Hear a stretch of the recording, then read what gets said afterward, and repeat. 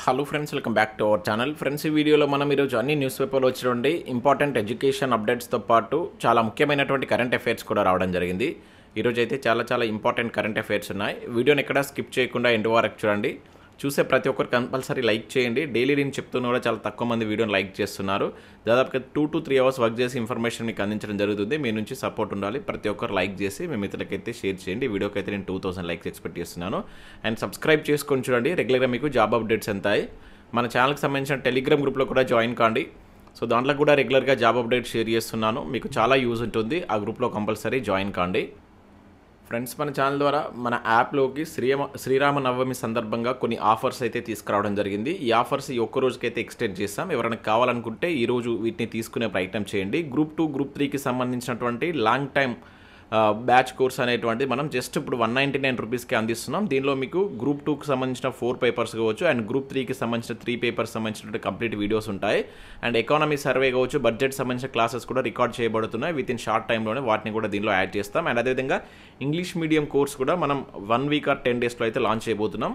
అది SI constable కావచ్చు, group 1 ప్రిలిమ్స్కి సంబంధించి కావచ్చు, గ్రూప్ 2కి సంబంధించినటువంటి ఇంగ్లీష్ మీడియం కోర్సెస్ కూడా రాబోతున్నాయి. ఇంకా high court jobs, GS and general స్టడీస్కి సంబంధించినటువంటి టాప్ 50 టాపిక్స్ సంబంధించిన టెస్ట్ సిరీస్ అనేది 99 రూపీస్కి అందిస్తున్నాం. దీనిలో ఇప్పటికి మనం ఫస్ట్ గ్రాండ్ టెస్ట్ కూడా అప్లోడ్ చేస్తాం. ఈరోజు సెకండ్ గ్రాండ్ టెస్ట్ కూడా అప్లోడ్ చేస్తాం.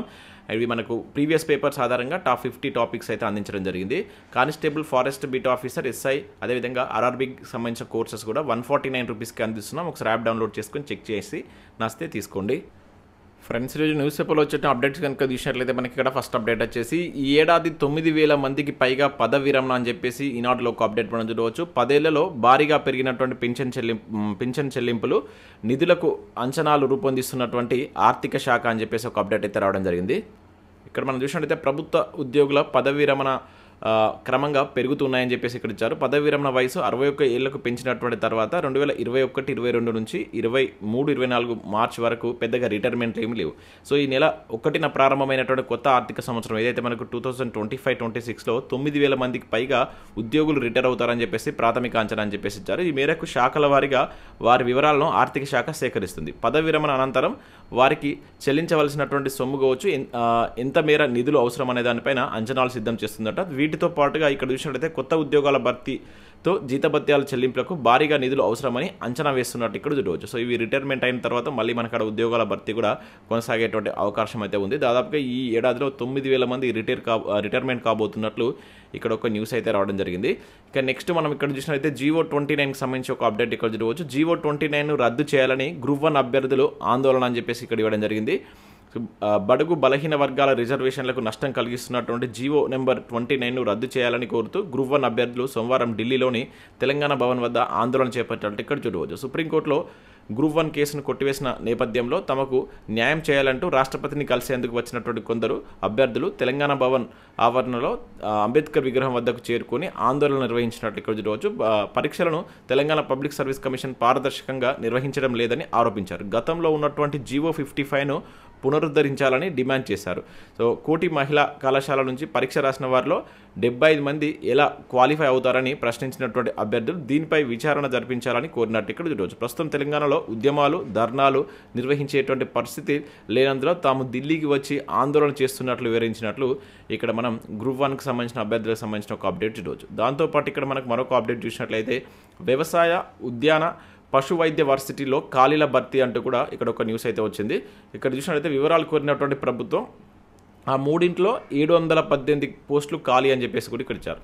ఇక్కడ మనం చూసినట్లయితే ఉన్నత విద్యాశాఖ పరిధిలోని 12 విశ్వవిద్యాలయాలతో పాటు వ్యవసాయ, ఉద్యాన, పశు వైద్య వర్సిటీల్లో ఆచార్య, అదేవిధంగా సహాచార్య పోస్టులను భర్తీకి రాష్ట్ర ప్రభుత్వం సన్నాహాలు చేస్తున్నట్టు చూడవచ్చు. మనం నిన్న చూసాం కదా. సో 12 విశ్వవిద్యాలయాలకు సంబంధించినటువంటి ఖాళీలు భర్తీ చేయబోతున్నాడు. వాటితో పాటుగా మరొక 3 ఇక్కడ వ్యవసాయ కావచ్చు, ఉద్యాన, పశు వైద్య వర్సిటీలో కూడా ఖాళీలు భర్తీ చేయాలని ప్రభుత్వం చూస్తున్నట్లయితే ఇచ్చారు. అయితే ఈ విశ్వవిద్యాలయాల నుంచి ఖాళీలు ప్రస్తుతం అనుసరిస్తున్నటువంటి నియామక విధానం కావచ్చు, ఇతరత్ర అంశాలపై సమాచారం కోరినట్లు ఇక్కడ ఇవ్వడం జరిగింది. 3 వర్సిటీల్లో మొత్తం 718 పోస్టులు ఖాళీగా ఉన్నట్లు ఇక్కడ ఒక న్యూస్ అయితే చూడవచ్చు. వాటికి సంబంధించి ఈ 3 విశ్వవిద్యాలయాల్లో ఖాళీ యొక్క వివరాలు కూడా ఇక్కడ ఒక టేబులర్ ఫామ్లో ఇచ్చారు. సో వర్సిటీకి సంబంధించి ఇక్కడ వ్యవసాయ వర్సిటీలో ఆచార్యులు 20 ఉంటే సహాచార్యులు ఇక్కడ 50 ఉన్నారు. అదేవిధంగా సహాయక ఆచార్యులు వచ్చేసి ఒక 380 మంది ఉన్నారు, మొత్తం 450. సో ఓవరాల్గా ఇక్కడ మనం ఖాళీలు చూసుకుంటే ఈ రకంగా అయితే ఉన్నాయి. 718 ఖాళీలు ఉన్నట్లయితే ఇవ్వడం జరిగింది. సో వీటి నియామకాన్ని ఏ విధంగా చేయాలని కూడా ప్రభుత్వం ఆలోచిస్తున్నట్లుగా చూడవచ్చు. ఇది 3 యూనివర్సిటీలకు సంబంధించిన అప్డేట్. ఇంకా నెక్స్ట్ ఇక్కడ గ్రూప్ 1కి సంబంధించి మరొక అప్డేట్ కూడా వచ్చింది. గ్రూప్ 1 అభ్యర్థులకు న్యాయం చేయాలి అంటే ఇక్కడ ఇవ్వడం జరిగింది. సో బీసీ ఎస్సీ ఎస్టీ విద్యార్థులకు నష్టం చేసేలా జీవో 29 ఉంది కనుక దీన్ని రద్దు చేయాలని చెప్పేసి వెంటనే జీవో 29 రద్దు చేయాలని చెప్పేసి ఇక్కడ డిమాండ్ చేస్తున్నట్లుగా మరొక న్యూస్ కూడా మనకు ఆంధ్రప్రభ న్యూస్ పేపర్లో అయితే వచ్చింది. ఇక నెక్స్ట్ ఇంజనీరింగ్ సహాయ ఆచార్యుల భర్తీకి రాత పరీక్ష అంటూ ఒక న్యూస్ అయితే రావడం జరిగింది. ఇక్కడ జీవోలో స్పష్టం చేసినటువంటి సర్కార్ పొందినటువంటి మార్కుల ఆధారంగా వెయిటేజీ నిర్ధారణ అని చెప్పేసి ఇక్కడ ఒక న్యూస్ చూడవచ్చు. ఇక్కడ చూసినట్లయితే మనకు విశ్వవిద్యాలయ పరిధిలో ఇంజనీరింగ్ కావచ్చు, ఇతర ఏదైతే మనకు ఈ సాంకేతిక విభాగాల్లో ఆచార్య పోస్టులకు ఎంపిక కావాలంటే అభ్యర్థులు ప్రత్యేక రాత పరీక్ష రాయడం తప్పనిసరి అంటే ఇక్కడ చూడవచ్చు. కాకపోతే ఆ పరీక్షకు 10 నుంచి 20 మార్కుల వెయిటేజ్ అంట. సో ఉంటుందని చెప్పేసి ఇక్కడ మనకు నిన్న ఏదైతే విధి విధానాలు ఇచ్చారు కదా దానిలో మెన్షన్ చేశారంట. మిగిలినటువంటి 80 మార్కులు నాన్ ఇంజనీరింగ్ తరహాలోనే ఈ విద్యా అర్హతలు కావచ్చు, పరిశోధన పత్రాలు, ఇంకా బోధన నైపుణ్యం లాంటి వాటికి కేటాయిస్తారట. సో వాస్తవానికి పెద్ద మొత్తంలో అభ్యర్థుల నుంచి వచ్చేటువంటి దరఖాస్తుల వడపోతకు రాత పరీక్ష ఏదైతే మనకు స్క్రీనింగ్ టెస్ట్ నిర్వహించాలనేటువంటి ఏకాభిప్రాయాన్ని వీసీలందరూ వ్యక్తపరుస్తూ వచ్చినట్లు ఇక్కడ మనం చూడవచ్చు. ఏదైతే మనకి ఇప్పుడు యూనివర్సిటీస్లో ఉద్యోగాల భర్తీ ఉంటుంది కదా వాటికి సంబంధించి ముఖ్యంగా ఇంజనీరింగ్ సంబంధించినటువంటి ఏవైతే ఈ సహాయ ఆచార్యుల భర్తీకి రాత పరీక్ష కంపల్సరీ ఉండబోతుందంటే ఒక 20 మార్కుల వరకు వెయిటేజ్ ఉంటుందంటూ ఇక్కడ ఒక న్యూస్ చూడవచ్చు. నెక్స్ట్ ఇంజనీరింగ్ అసిస్టెంట్ ప్రొఫెసర్ల భర్తీకి స్క్రీనింగ్ టెస్ట్ అంటూ ఇదే న్యూస్ మరొక దగ్గర కూడా వచ్చింది. సేమ్ మనకు పిహెచ్డి ఉంటే 20 అంట, లేకపోతే 20 మార్కులకు పరీక్ష అనేది ఉంటుందంట. కొత్త మార్గదర్శకాలు స్పష్టం చేసిన ప్రభుత్వం అంటూ చూడవచ్చు.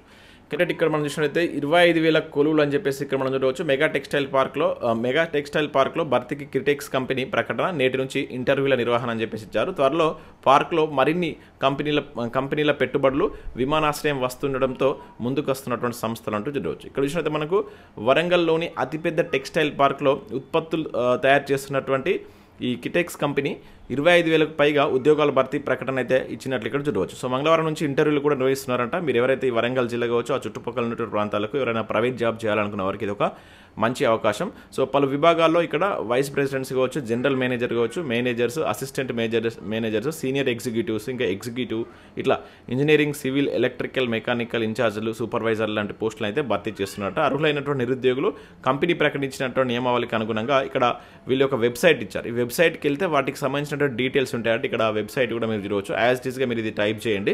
ఇక్కడ ఏదైతే ఇచ్చారో ఈ కిటెక్స్ కంపెనీకి సంబంధించినటువంటి వెబ్సైట్ ఒకటి ఇచ్చారు. సో ఈ వెబ్సైట్కి వెళ్ళండి. మీరు వెబ్సైట్కి వెళ్ళినట్లయితే అక్కడ దీనికి సంబంధించినటువంటి డీటెయిల్స్ ఉంటాయి. ఆ చుట్టుపక్కల ప్రాంతంలో అభ్యర్థులు ఎవరికైనా వరంగల్ జిల్లాలో ఏర్పాటు చేసిన ఏదైతే మనకు కాకతీయ మెగా టెక్స్టైల్ పార్క్లో దాదాపు 25,000 ఉద్యోగాల భర్తీ అయితే కొనసాగుతుందట. మీకు ఇంట్రెస్ట్ ఉంటే ఒకసారి ట్రై చేసేటువంటి ప్రయత్నం చేయండి. మనం రీసెంట్గా చూసాం పిఎం మిత్ర పార్కులు అని చెప్పేసి మనకు కేంద్ర ప్రభుత్వం ఒక 7 పార్కులను గుర్తించింది. దానిలో మనకు ఈ మన తెలంగాణకు సంబంధించినటువంటి వరంగల్ జిల్లాలో ఉన్నటువంటి కాకతీయ మెగా టెక్స్టైల్ పార్క్ కూడా ఒకటి ఇంపార్టెంట్. ఇది మనకు రీసెంట్గా గ్రూప్ 1 ప్రిలిమ్స్లో కూడా క్వశ్చన్ అడిగారు దానికి సంబంధించి. నెక్స్ట్ లోకాయుక్త నియామకం అని చెప్పేసి ఈరోజు మనకు వెలుగు సక్సెస్లో ఒక మంచి ఆర్టికల్ వచ్చింది. దీనికి సంబంధించినటువంటి కంప్లీట్ డీటెయిల్స్ ఇచ్చారు. ప్రీవియస్లో మనకు చాలాసార్లు అడిగండి ఈ లోకాయుక్త నియామకానికి సంబంధించి చాలా క్వశ్చన్స్ అడగడం జరిగింది.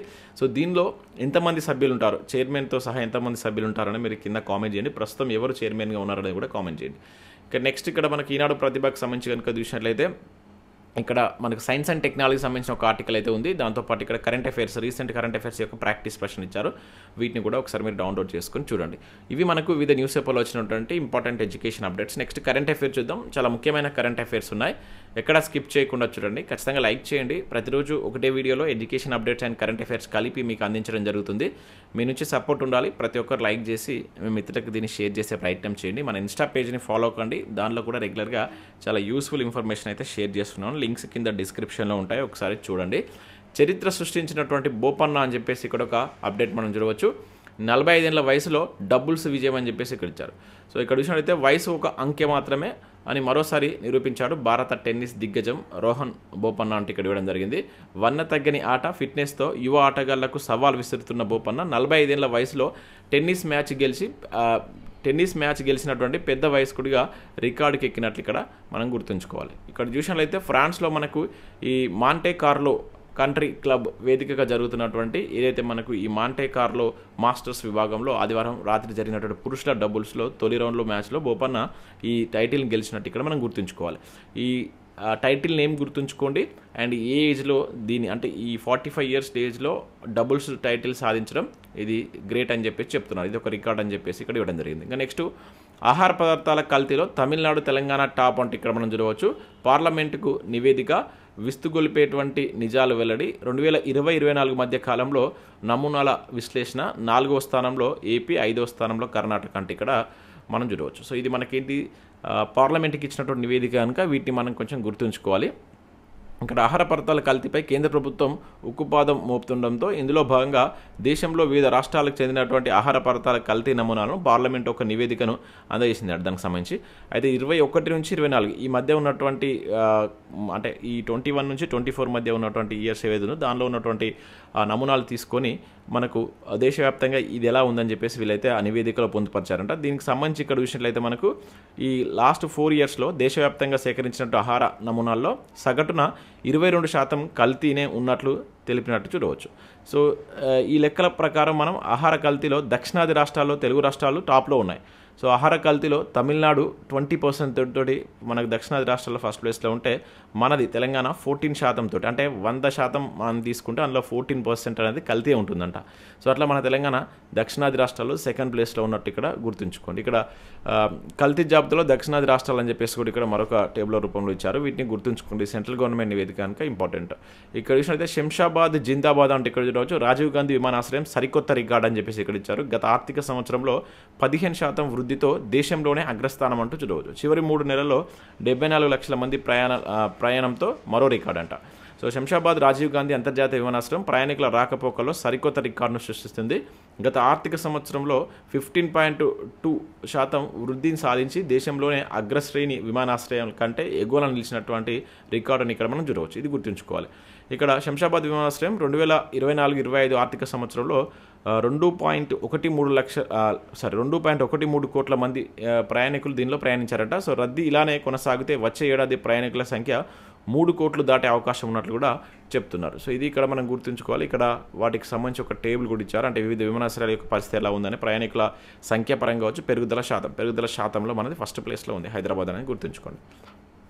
ఇక నెక్స్ట్ మరో భారీ రికార్డు అని చూడవచ్చు. తొలి భారత ఆటగాడిగా కోహ్లీ ఘనత అని చెప్పేసి ఇక్కడ ఇచ్చారు. ఇక్కడ మనం చూసినట్లయితే స్టార్ బ్యాటర్ విరాట్ కోహ్లీ మరో రికార్డును తన పేరిట లెక్కించుకున్నారు. సో T20 క్రికెట్లో 13,000 పరుగులు చేసినటువంటి తొలి భారత బ్యాటర్గా రికార్డుకి ఎక్కినట్లు ఇక్కడ చూడవచ్చు. IPL 18 సీజన్లో ముంబై ఇండియన్స్ కావచ్చు, రాయల్ ఛాలెంజర్స్ బెంగళూరు మధ్య జరుగుతున్నటువంటి మ్యాచ్లో విరాట్ ఈ ఫిట్ను సాధించినట్లు ఇక్కడ గుర్తుంచుకోవాలి. సో ఈ మ్యాచ్లో కోహ్లీ 17 పరుగుల వ్యక్తిగత స్కోర్ వద్ద 13,000 పరుగుల మార్కును అయితే దాటారంట. 386 ఇన్నింగ్స్లో కోహ్లీ ఘనతను సాధించారు. కోహ్లీ కంటే ముందు 4 క్రికెటర్లు T20లో 13,000 పూర్తి చేశారు. సో దీనికి సంబంధించినటువంటి పూర్తి జాబితా నేను మన టెలిగ్రామ్లో షేర్ చేస్తాను.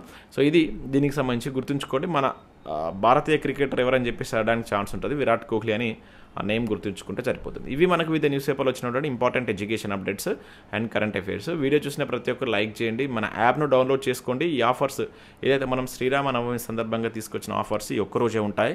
కావాల్సిన వారు ఇమీడియట్గా ఈరోజు తీసుకోండి. అండ్ ఇంగ్లీష్ మీడియం కోర్సెస్ కూడా వితిన్ షార్ట్ టైంలోనే మన న్యూ కోర్సెస్ తీసుకురాబోతున్నాం. కావాల్సిన వారు వాటిని కూడా ఒక 1 వీక్ ఆర్ 10 డేస్ ఆగి తీసుకునే ప్రయత్నం చేయండి. Thanks for watching. Thank you.